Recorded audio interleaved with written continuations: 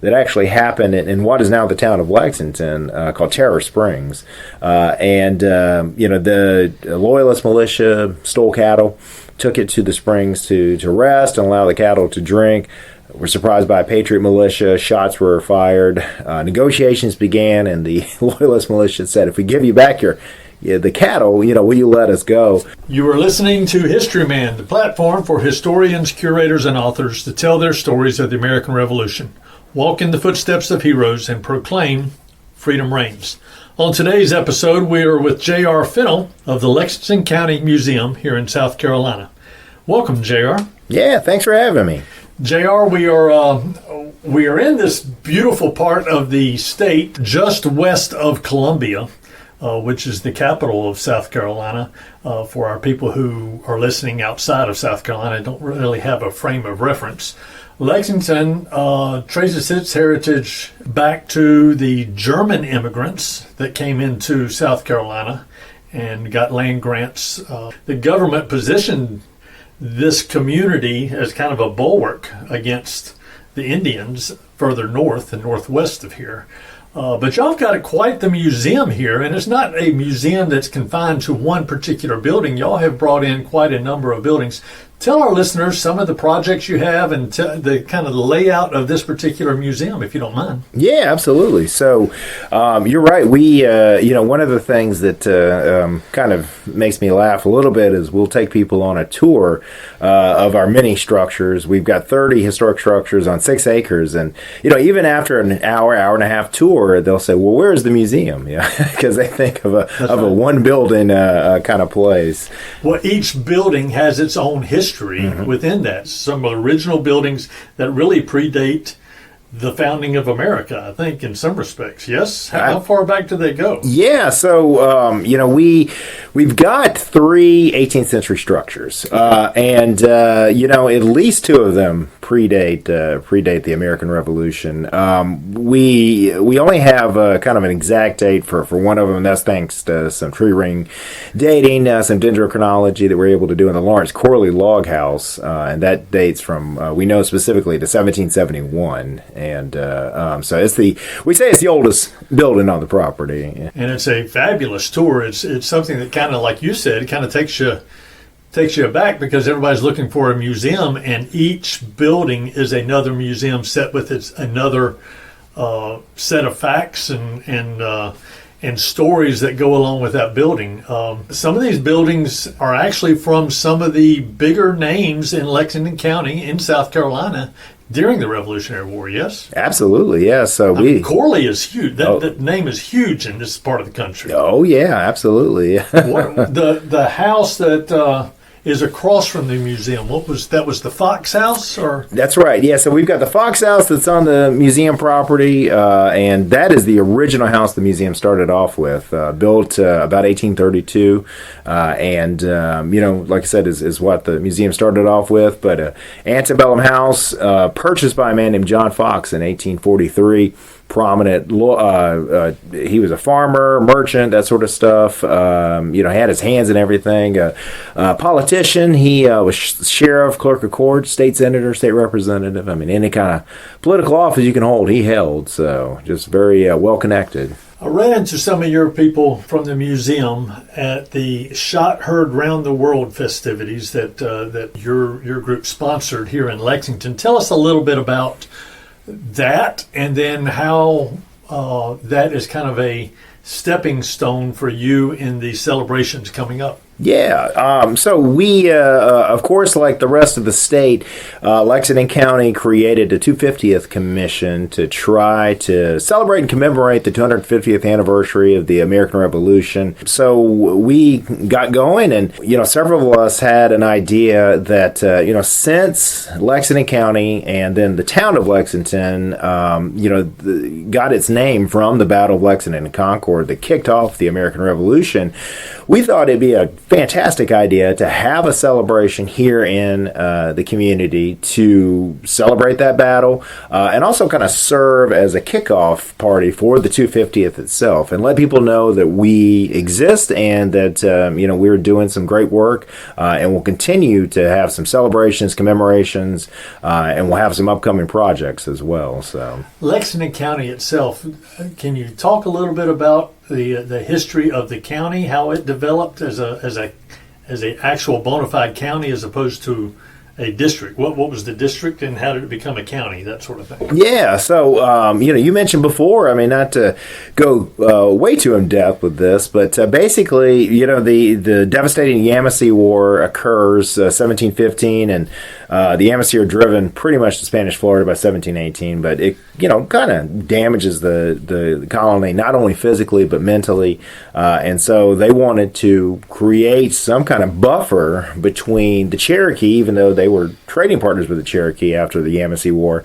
and the Creek. You had still had the French, so they wanted some kind of buffer. And a lot of the land in the backcountry that had been occupied by Indians before the war, it was pretty much vacant afterwards. And so a governor named Robert Johnson came up with the idea of creating townships, surveying it, and offering land to immigrants if they paid their own way to put in the backcountry, and that way, if the Cherokee, the Creek, or whoever attacked, they would kind of absorb the blow a little bit, and so they created a township here in 1733 called the Congarees, renamed 1736 Saxe-Gotha after Princess Augusta of Saxe-Gotha, German princess married into the English royal family. So they started to attract at first German-speaking Swiss, and then in the 1750s is when you had that kind of what we would consider to be German migration coming over. And like you said, a lot of those big family names that are still out there today, the Corleys, the Harmons, the Sheeleys. So they started to settle. So many of them started to settle in between the Broad and the Saluda rivers, and that kind of fork became known as Deutsch Fork.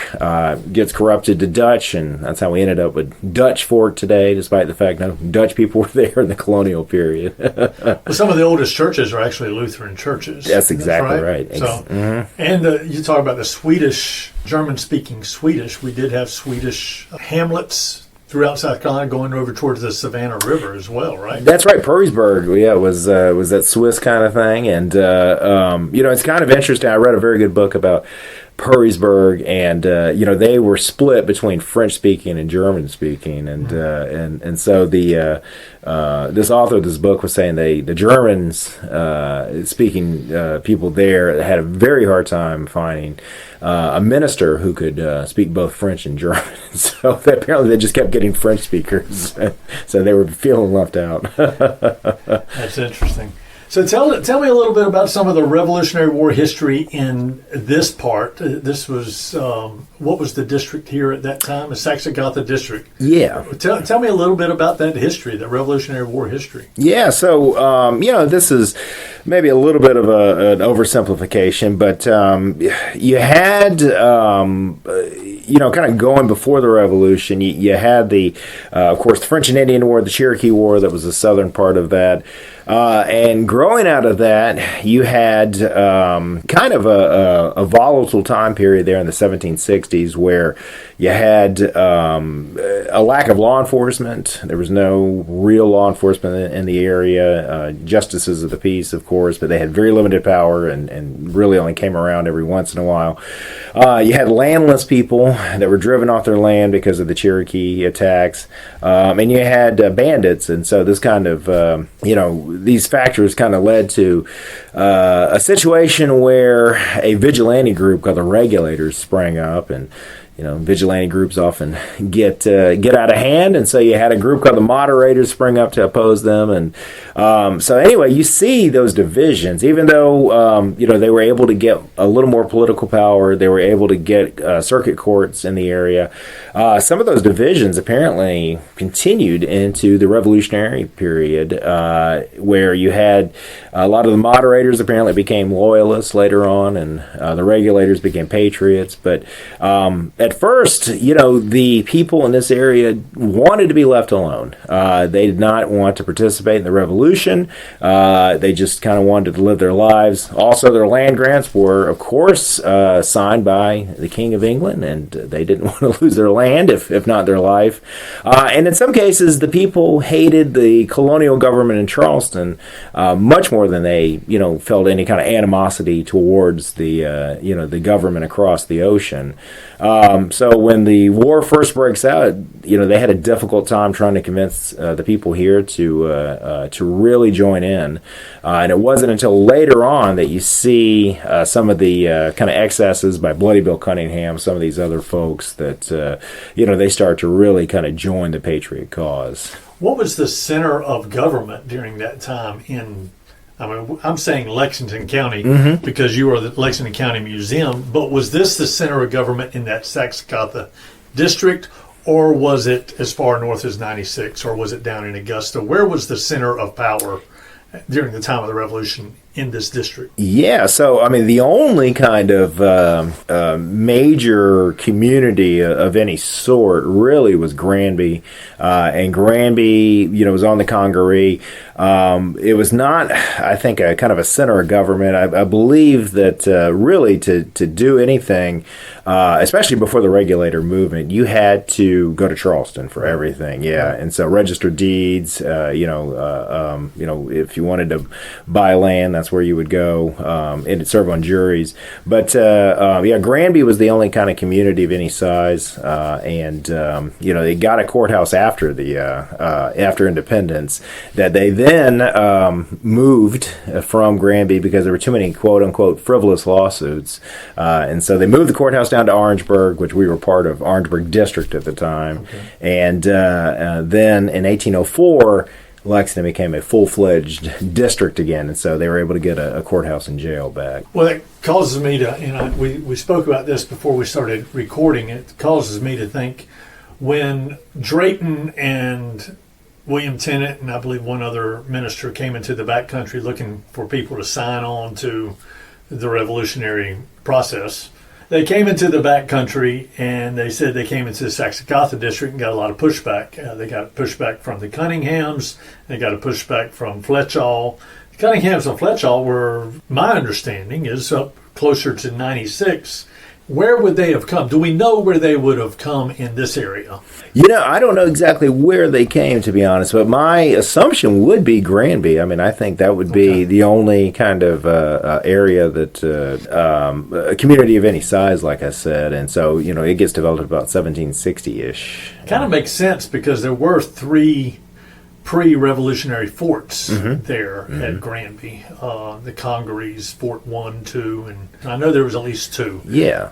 We did a episode with the director down there at that museum. Did a great job in explaining where the forts were and some of their research on that. In Lexington County proper now, if you go to Jack Parker's book, he talks about several Revolutionary War battles that occurred here in Lexington County. What would some of those be? Yeah, so mostly, skirmishes and smaller battles. A lot of them, almost all of them took place in 1781.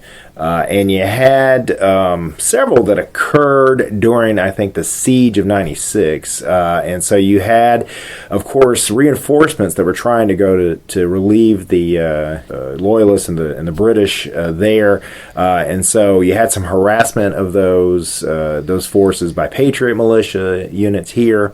And so pretty much the biggest one happened in May 1781, and that's when it was the second attempt to capture Fort Granby, as it was called. Fortified house, the Casey Museum is kind of supposed to be a replica of that.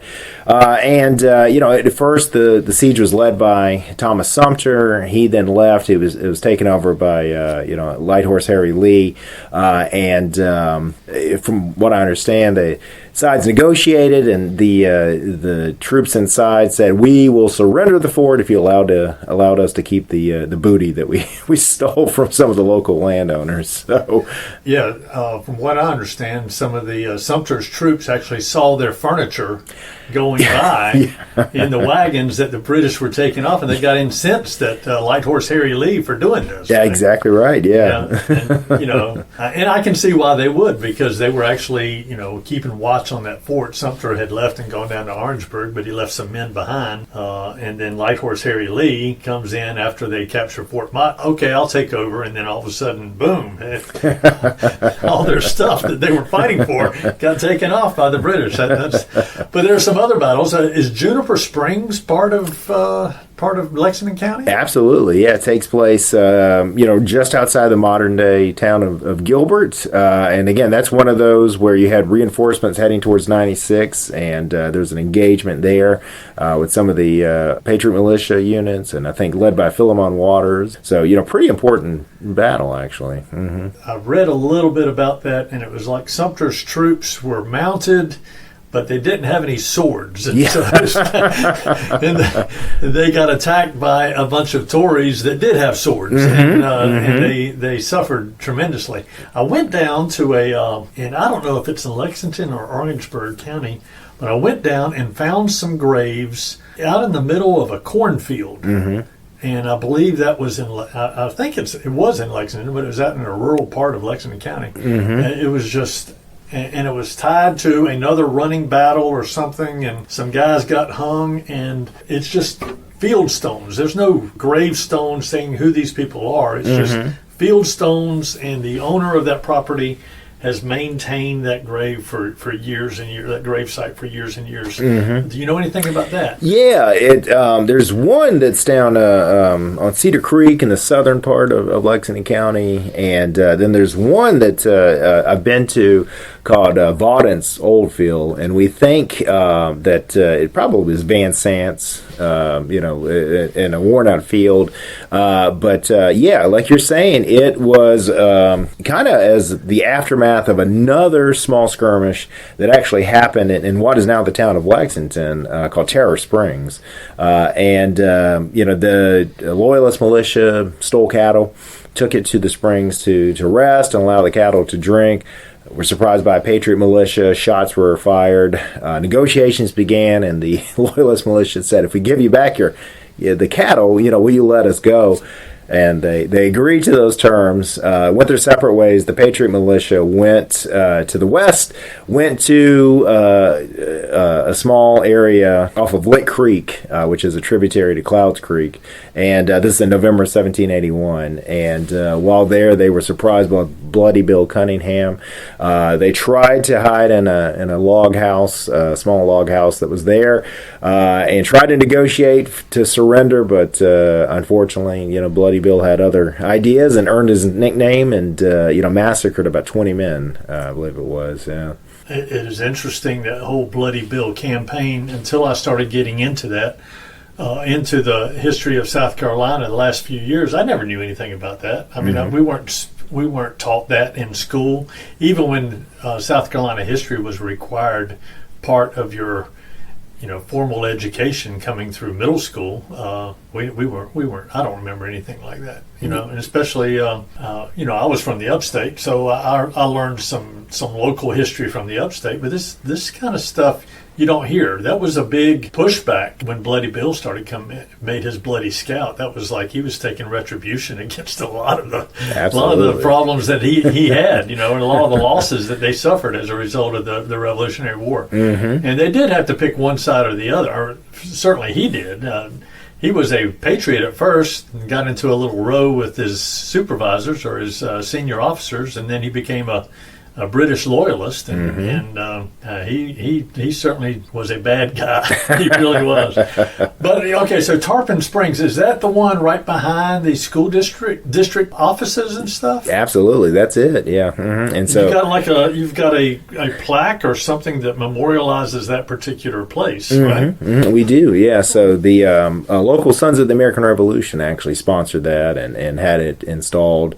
But that's one of the 250th Commission in Lexington. Like a lot of other counties, that's one of the things that we're trying to do is to have more historic markers. We were fortunate to get some grants from the statewide commission, and so we're working on several historic markers as we speak, and trying to get those memorialize those places. So we've got another one at right near River Bluff High School, another battle skirmish incident that happened right there. What do you know about that? Yeah, so that's it was Dreer's Fort, it was called, and a lot of these places, a lot of your listeners probably know, but these forts that were here in the backcountry, I mean, they were not these large installations. They were most of the time just houses with a palisade wall around it, and so this was it was owned by Godfrey Dreer. And British soldiers came. He had given supplies, foodstuffs, provisions to the Patriot Army, and his son had served in the Patriot militia, and so they came to, I believe, try to capture him.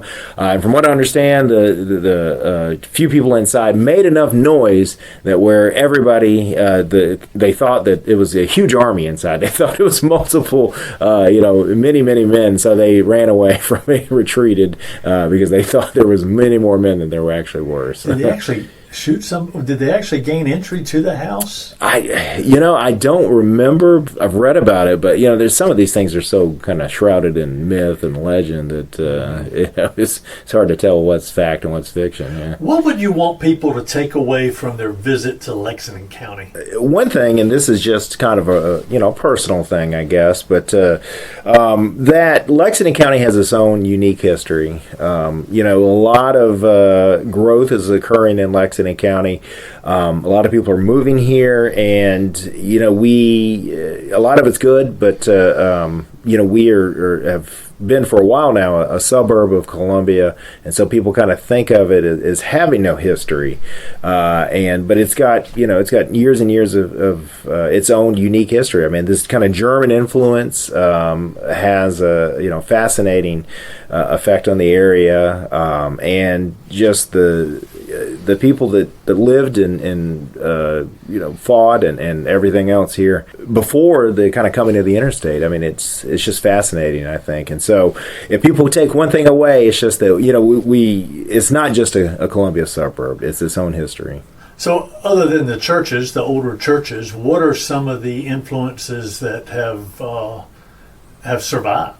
A lot of the kind of German culture and all is faded away over the years, but there's really kind of two things that have survived the test of time, and one is that you read about the people that settled here and their descendants, and they are constantly referred to as thrifty, and they're constantly referred to as superstitious. You read about the people here, and they believed in witches, they believed in hexes, ghosts. They thought you could be cursed. They believed that you could protect yourself in certain ways from being. This is coming from the old German old country, absolutely, Eastern Europe, that sort of thing. Yeah, because you see this. That's what is that? Hansel and Gretel and Brothers Grimm, that sort of thing. It's dark. Yeah. Dark stories. Yeah, right? yeah. And then Disney modifies it, makes it much certainly more. Disney has modified that. Yeah. They were very dark stories. Exactly. If you go back to the original. So. But yeah, you're right. And so you see this in a lot of places where Germans settle. So here in Lexington and other places too. I know I've read about it in North Dakota. I've read about it in other places in the Midwest. You had what was called using, which is a translation of the German word brauchen. And this using was kind of a combination of faith healing and magic. Users could talk fire out of burns. They could heal headaches, toothaches, swelling, different things like that. And you see some of this in Pennsylvania Dutch country too. They call it powwow there, but you have these practitioners, and that's something that still survives to this day. There are people that practice using, that believe in it wholeheartedly, and I've met several of them, and I've met plenty of others who claim to have been healed by them, and or at least had relatives that practiced it. A gentleman told me one time that when he was young, his he had a wart on his thumb or something to that effect, and he talked to his father about it, and his father said, go see your uncle, and he'll take care of it. And so apparently his uncle kind of rubbed it and said some kind of incantation, and he said the uncle told him, now go to bed, and when you wake up it'll be gone. And so he said he did as he was told, and when he woke up he had 2 more warts on his thumb. And so he said he wasn't sure whether his uncle was not very good or whether he didn't like him and had cursed him. So well, it's interesting. I know that when you look back on history, and people who just get into history, they think, well, all these medicines were something that people picked up from Native Americans when they came in and started settling into the backcountry of South Carolina, and that's just not necessarily true. These people have brought those medicinal herbs and knowledge from the old country, whether it be Ireland, Scotland, Germany, or wherever, France and that sort of thing. So they are bringing some of those things here. They may not have the plants that they had in the old country, but certainly they brought some of those plants with them and transplanted and tried to transplant them here in the States, or the new country as it was back then. So I asked this question, or try to ask this question of all my guests. I want to spend a little bit of time on this with you. What does liberty mean to JR? Well, I think as a historian, you kind of have to look at it the way, I think that they looked at it at the time. And I think, again, no taxation without representation, to have this right to life, liberty, and property, the pursuit of happiness. And so, I think just to... really have an opportunity to live a comfortable life if you want to work hard and try not to do anything that hurts anybody else, hopefully. So that's kind of what it means to me, I think. That's a good definition for yourself. I think it's actually rooted into a lot of the history that we're talking about here. What are some of the pet projects or things that you wanted to illuminate our listeners to here in Lexington? Yeah, so of course we've got the work with the 250th Commission that is continuing and is going to continue up until 2035. And so we'll of course have more events. We're going to have more historic markers, and hopefully we'll have some good projects that we can report on to the public. Besides that, here at the museum, we are working on several things. We always have, seems like restoration projects going on with the 30 historic structures that we have. A lot of them need some kind of maintenance every now and then, and so that's a constant kind of ongoing thing that we have. And fortunately, the County of Lexington is able to help us out with that. We also have a nonprofit group that helps us raise funds to help pay for these restoration costs. And we are currently working on a project trying to create a database/index of all the enslaved people that we can find named in the records of Lexington County. And so basically trying to create biographical sketches of these people, and then to try to match them with people listed in the 1870 census, the first census that actually had black people enumerated and named,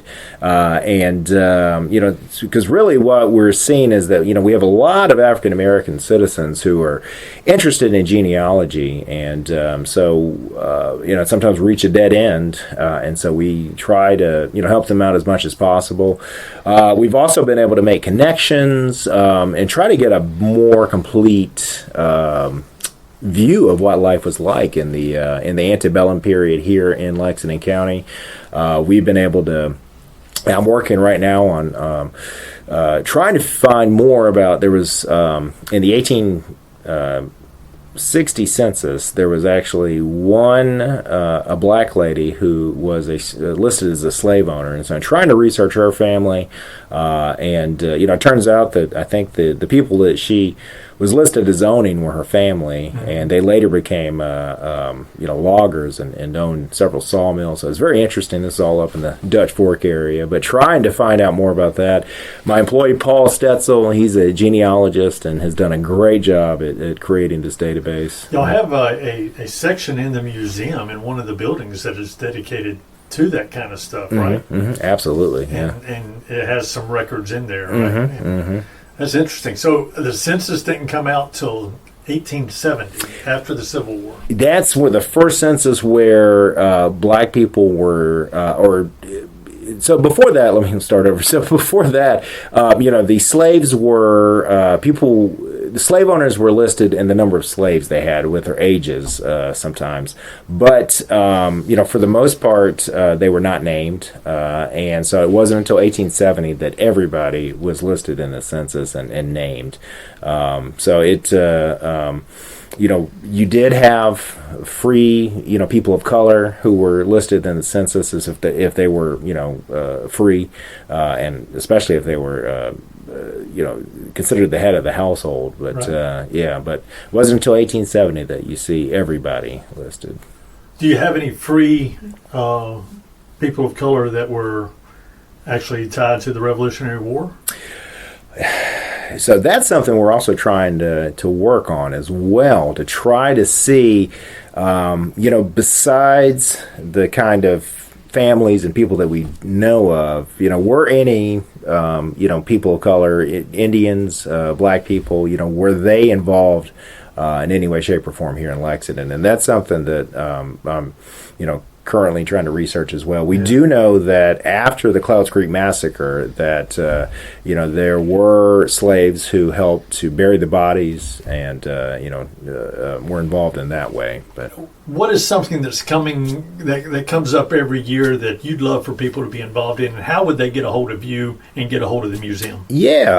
So coming up, I don't know if this podcast will reach anybody by then, but May 4th, we are going to have our spring open house. That's something we do every year from 2 p.m. to 5 p.m.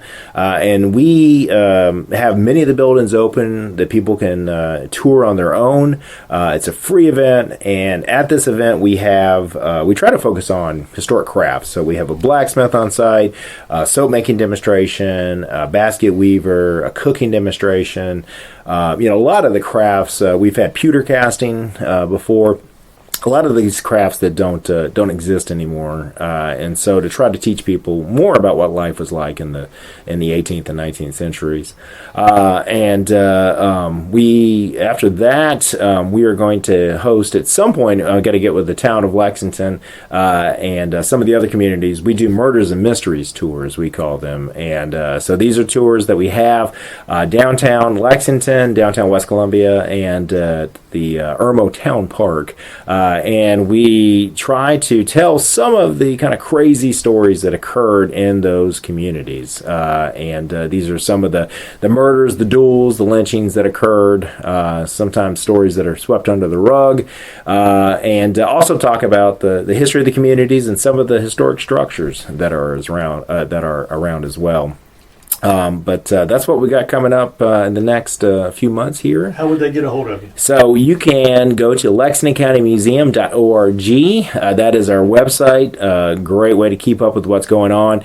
We have a email newsletter that we send out every other month. You can sign up on the website if you'd like to receive it. My email address, you can send it to museum@lexingtoncounty.sc.gov. And we also have, of course, a telephone number, 803-359-8369.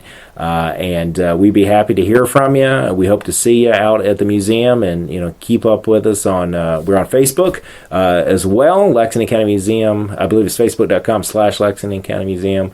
We're on Instagram. Our handle is LexCo Museum, I believe.